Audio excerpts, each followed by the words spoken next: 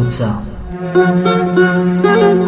زه اوس هم کله کله د خپل عادته مجبور، د محبته مجبور، په هغه لاره ځمه هغه کوڅې ته ګورم، هغه کوڅه چې چرې ستا د لیدو ځای و، د اوسېدو ځای و، ما ته جنت ښکارېدو، د ښایستونو جنت، د الفتونو جنت.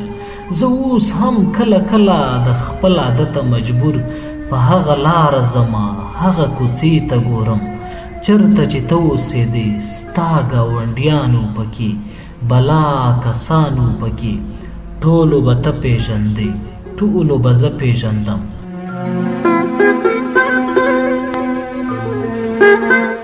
زموږ په زړه پوهېدل، ښځې نر ښه پوهېدل، کله به یې ته څارلې کله به یې زه څارلم، چا د دیوال د سره، چا د کوټې د بره، چا د خپل وره نه پناه، چا د ګوټ پیره په غلا، پټ پټ څارلو مونږه، ازارولو مونږه، خفه کولو مونږه، چا پویولو مونږه، خو مونږه نه پوهېدو، مونږ په څه پوهېدو، مونږ د چا نه اورېده، مونږ د چا نه منله.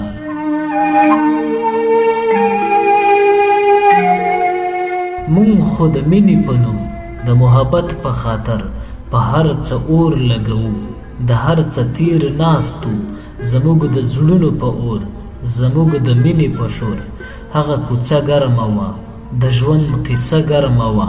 زه اوس هم کله کله له خپل عادته مجبور، چرته چې زه درتلمه، چرته چې ته اوسېدې، بلا کسانو پکې، وران ماشومانو پکې، ټولو به ته پېژندې، ټولو به زه پېژندم.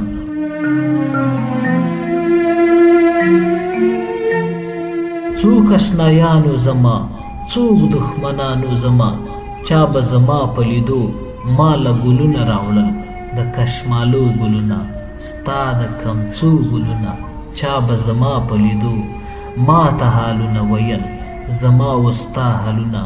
څوک به خفه ولمه، څوک به غوسه و ماته، چا به په پټه پټه خلکو ته وویزمه، چا به په چغو سورو دنیا خبره کړه په ما، ورځ د محشر کړه په ما. زه اوس هم کله کله له خپل عادته مجبور، په هغه لاره ځمه هغې کوڅې ته ګورم.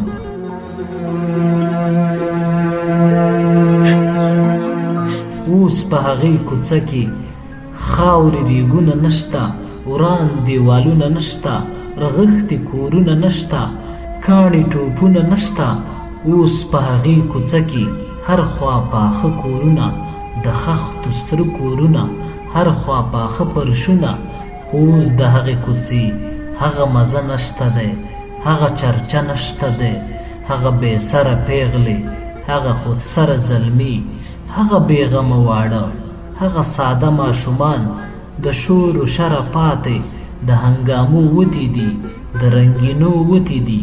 هر څوک د ژوند ستړي، هر څوک په ژوند کې ستړي، نه زندګي پیژني، نه رنګیني پیژني، نه پسرلی پیژني، نه لیونی پیژني.